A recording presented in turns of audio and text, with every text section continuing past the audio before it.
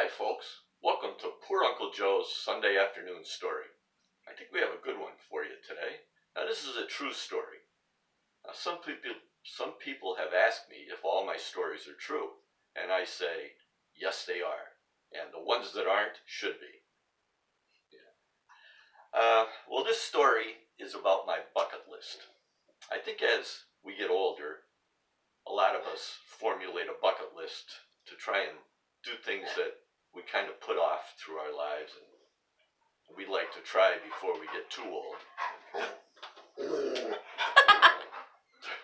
There's a dog in the audience today.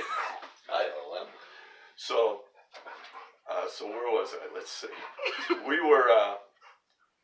I was going over my bucket list, and one of the things that I wanted to try before I get permanently in the rocking chair was to try zip lining. Now that's questionable for me because I've always been afraid of heights.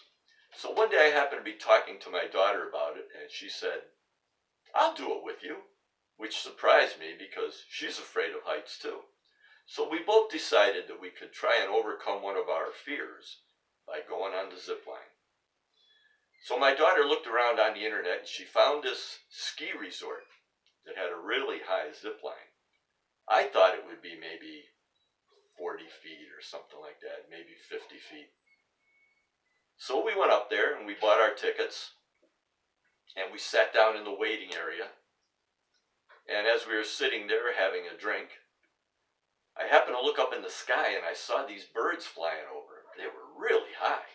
And I said to my daughter, what kind of birds do you think they are flying that high?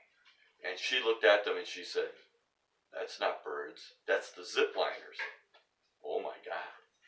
I didn't think we were going to be up that high. I mean, I could barely see them. They were just little specks going across the sky.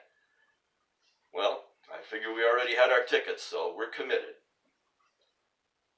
You know how I felt, when you go on a roller coaster and you're getting up higher and higher and higher for that first drop? Well, that's the feeling that I had in my stomach as we were sitting there waiting. So anyhow, this old school bus came along to take us up to the top of the mountain. And we got on along with some other folks. I think I was the oldest one there by far, but doesn't matter.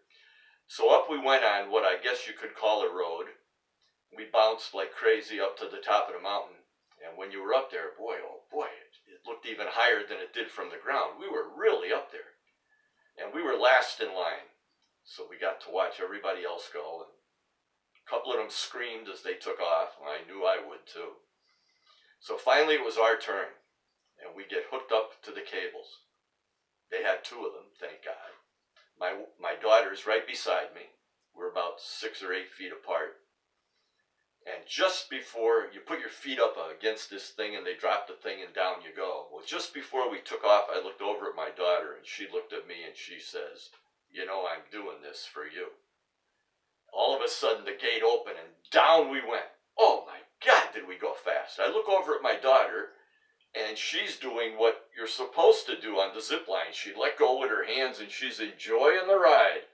Me, I'm hanging on like this for dear life. White-knuckled all the way down the mountain. And boy, it was a long ride down. And fast, oh my God.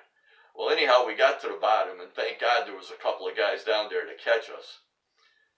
And we got off, and my legs were a little bit wobbly, but we made it down. And so I went home, and I marked that off my bucket list. And if you don't have a bucket list, I suggest you get one, because not only is it fun to mark them off, but everybody's time is limited, so get it done. That's all for today, folks. I hope you'll tune in again next Sunday for Poor Uncle Joe's Sunday afternoon story.